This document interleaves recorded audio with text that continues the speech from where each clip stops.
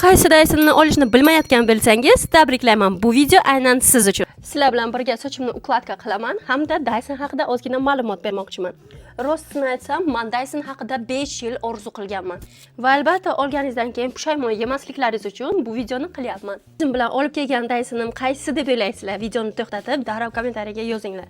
Tadam! Albatta multi-styler Dysonni olib keldim, chunki menga eng yoqqani mega funksionalni komplektida adashmasam 5 ta nasatkasi bor. Ha, bu fen qimmatroq, lekin bittada 5 ta nasatkasi bor va har xil soch turmaga qilish mumkin. 2 ta nasatkasi bor, bittasi kichkina, ikkinchisi kattaroq. Biz bugun kattarog'ini ishlatamiz. Oy, blin, zачем? Mama meni родила. Bu knopkasi sovuq yoki issiq havo keladiganini kontrol qiladigani.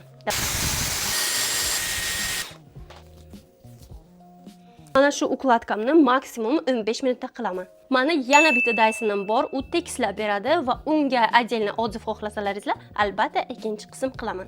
Всем пока.